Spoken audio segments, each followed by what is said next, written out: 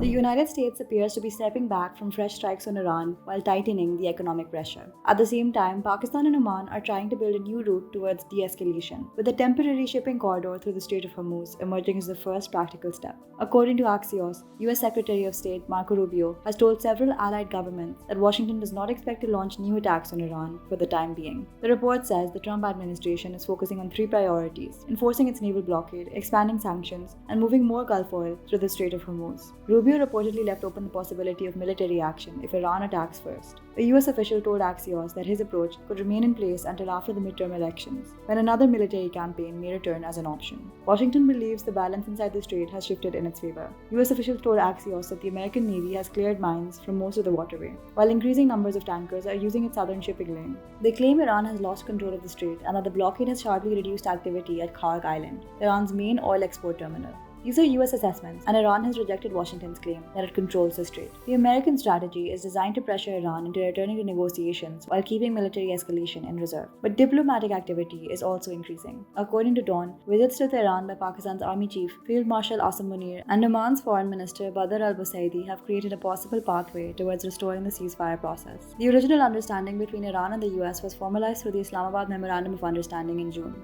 It later collapsed amid allegations of violations by both sides. Dawn reports that Munir's visit helped reopen communication between Tehran and Washington through Pakistan. An official in the Iranian president's office described the talks as highly fruitful and said they have produced valuable diplomatic results. Pakistan's military said the Iranian leadership had also acknowledged Islamabad's efforts to promote dialogue and de-escalation. Diplomatic sources quoted by Dawn said Munir remains in contact with US President Donald Trump and Vice President JD Vance. They said Pakistan has carried proposals from Washington to Tehran and relayed Iran's responses, together with its own assessment.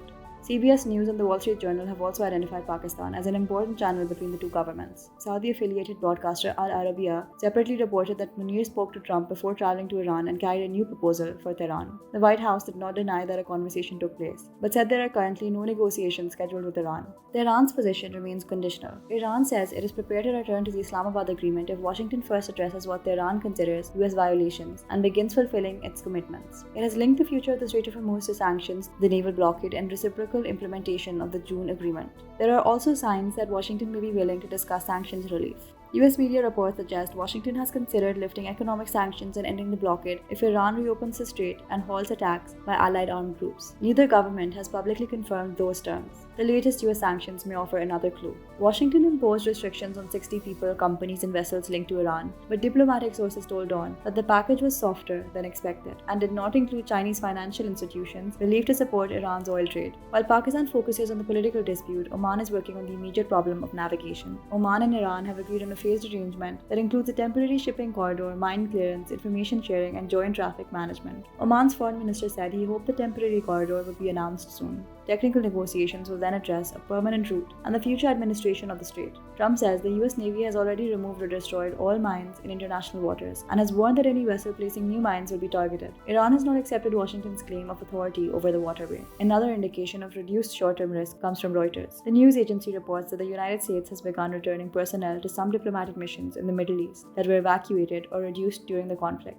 Some embassies will initially operate with fewer staff, but the decision suggests Washington expects a lower risk of immediate escalation. For now, the US approach combines a pause in major strikes with sanctions and maritime pressure. Pakistan is carrying political messages between Washington and Tehran, while Oman is negotiating the movement of ships through Hormuz. These tracks could support a wider agreement. They could also stall over the same unresolved demands that caused the June understanding to collapse. The next test will be whether the temporary shipping corridor is formally announced and whether either Washington or Tehran turns the current diplomatic activity into direct negotiations.